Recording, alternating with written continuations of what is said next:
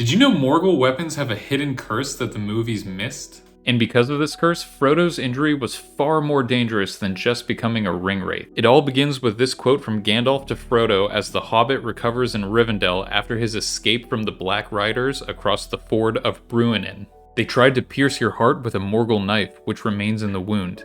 If they had succeeded, you would have become like they are, only weaker and under their command. You would have become a wraith under the dominion of the Dark Lord, and he would have tormented you for trying to keep his ring, if any greater torment were possible than being robbed of it and seeing it on his hand. You probably know that a Morgul blade wound can turn its victim into a wraith, but there's something even more sinister about this injury, something revealed in Gandalf's words. If they had succeeded, you would have become like they are, only weaker and under their command. This is the hidden curse I'm talking about. And it's something that wasn't focused on in the film. What Gandalf is highlighting here is the horror of Frodo's potential fate. If the Morgul blade had struck its mark, Frodo wouldn't have become a true ring wraith like the Nazgûl. Instead, he would have been reduced to something even worse.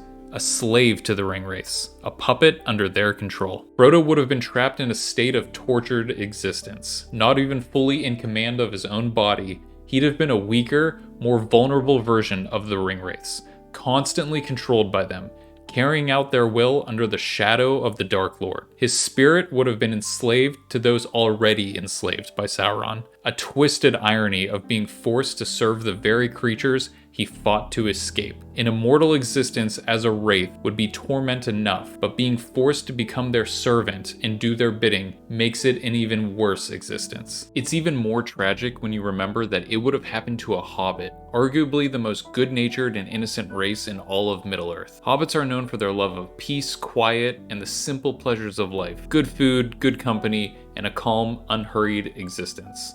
To take all of that away from one of them, to force them into a world of violence, corruption, and servitude is truly heartbreaking. It feels like the ultimate violation of everything they stand for. In many ways, hobbits are everything the Nazgûl are not. One represents innocence and joy, the other a relentless thirst for power and domination. What makes this contrast even more poignant is how it ties into a recurring theme in Tolkien's works. The idea that evil often arises as a twisted mockery of what is good. For example, Treebeard believed that trolls were created by the Dark Lord as a mockery of the Ents, the ancient guardians of the forest.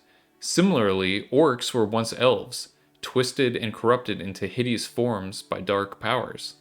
In the same way, the Nazgûl are a grotesque corruption of mortal men, and Tolkien even states that hobbits are likely the closest to men in terms of ancestry. So in a way, the hobbits and the Nazgûl represent the two extremes of men. The hobbits embody goodness, peace, and simplicity, while the Nazgûl showcase the darkest path of corruption and loss of humanity. I'm not sure if this contrast and how it fits with the opposites of the other races was intentional by Tolkien, but it's certainly interesting to consider. It also adds to the terror of what a fatal stab from a Morgul blade would mean for a hobbit. Someone so pure and innocent, so far removed from the darkness of the world. The idea of that corruption taking root in such a gentle soul is even more horrifying. To wrap up this thought, we can all agree that no one likes the part of the story when Pippin offers a life of servitude to Denethor. It strikes us deeply, creating a visceral reaction. Now imagine the horror of a hobbit being forced to serve a Nazgûl for eternity. The very idea feels even more devastating. Ultimately, I understand why this aspect was left out of the films. For the sake of streamlining the story, it wasn't deemed essential to emphasize that Frodo would have eventually become a lesser wraith, bound to serve the Nazgûl. While it's a significant detail in the books, the filmmakers likely felt it wasn't crucial to the main narrative, especially when there are other more immediate threats and emotional stakes to focus on. The films prioritize the action and broader themes, and in that context, the subtlety of Frodo's fate as a wraith didn't add as much to the central story of the One Ring. Another dark power of the Morgul blades that doesn't get much attention is how fast they turn their victims into wraiths. Usually becoming a wraith is a gradual process that happens over time, after a person is given a ring of power, a slow corruption that unfolds over years or even centuries. When someone receives a ring, they are initially granted power, but over time the ring's influence consumes them. The individual's will slowly bends to the dominance of the ring and eventually to Sauron. As they use the ring, they lose their humanity, becoming more and more enslaved by its power. The exact timeline for someone to become a full-fledged ring wraith is unclear, but it likely takes decades or even centuries for the transformation to be complete. By the time a person is fully transformed, they lose their original identity completely. For Frodo, though, a Morgul blade would have turned him into a wraith much faster. Instead of taking decades or centuries, it would have happened in just a few weeks. It's pretty mind-blowing when you take a step back and think about how powerful the Nine Rings were, and even with their immense strength, they took years, sometimes centuries, to fully corrupt their wearers. The process was gradual, slowly breaking down their will and turning them into something far less than human. But then, when you look at the Morgul weapons, everything changes. The curse attached to these weapons doesn't waste time. It accelerates the corruption process at an incredible rate, making the transformation from human to wraith almost instantaneous compared to the slow, lingering torment of the rings. And even though Elrond managed to save Frodo from the worst of this fate, there were still lasting changes that couldn't be undone. Changes that Gandalf notices while sitting with Frodo. Gandalf moved his chair to the bedside and took a good look at Frodo. The color had come back to his face, and his eyes were clear and fully awake and aware.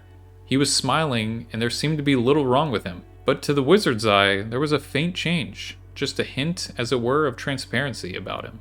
Especially about the left hand lay outside upon the coverlet. Still, that must be expected, said Gandalf to himself. He is not halfway through yet, and what he will come into the end, not even Elrond can foretell. Not to evil, I think. He may become like a glass filled with a clear light for eyes to see that can. In that moment, Gandalf could see it. A subtle, almost imperceptible shift in Frodo's being. A mark of the Morgul blade's lingering effect. Despite the outward signs of a recovery, something had changed in Frodo's essence. His smile was genuine, and his clarity returned, but the wound was more than just physical. It had touched something deeper within him. The faint transparency Gandalf sensed was a manifestation of Frodo's near encounter with the darkness. It wasn't something that could be seen easily, but it was there, an echo of the torment he had suffered. Gandalf's trained eyes saw the toll it had taken, and he understood the weight of what Frodo had experienced. Though Elrond had healed him, the deep, supernatural wound was not easily erased. It's as if a part of Frodo was stuck in the Wraith world permanently. Not so much that the common person could tell the difference, but to people with the gift of sight, it was unmistakable. Gandalf could sense the faint mist of that otherworldly realm lingering around Frodo, a shadow that would never fully lift. And even with the destruction of the One Ring, Frodo continues to feel the effects of his wounding at Weathertop, especially on the anniversary of that day. The physical pain of the old injury seems to resurface, and Frodo is reminded of the terror he experienced when the Nazgûl attacked. This painful reminder also deepens his sense of dread and vulnerability, as the wound is a lasting mark of Sauron's evil. This anniversary brings back not only the physical toll, but also the emotional and spiritual weight of carrying the One Ring, and the evils he faced while doing so. This ultimately leads to Frodo's decision to leave Middle-earth. After all the hardships he endured, he struggles to feel at home again. The ring and the Morgul blade wound push Frodo into a state of existing between two worlds. When he returns to the Shire, he is no longer the same hobbit who set out on his journey. It's similar to the way war veterans sometimes struggle to readjust to civilian life. Frodo feels that things cannot go back to how they were. How could they, after carrying the weight of so much evil and trauma? To live with one foot in two worlds,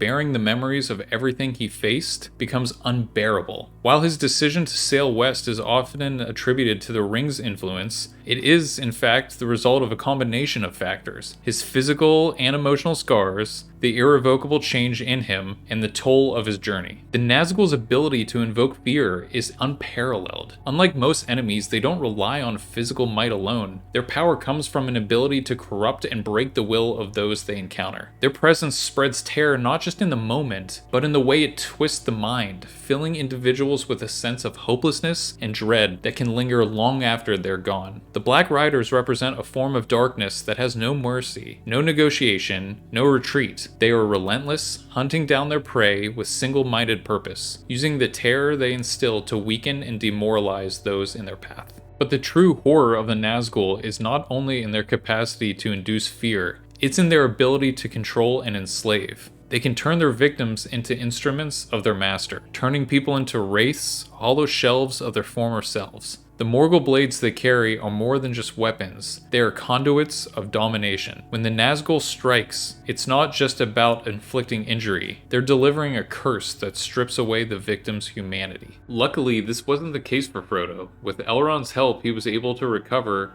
though the lingering effects of that wound stayed with him for the rest of his life. Thanks for watching. If you enjoyed this video, be sure to like, comment, and subscribe for more Middle-earth content.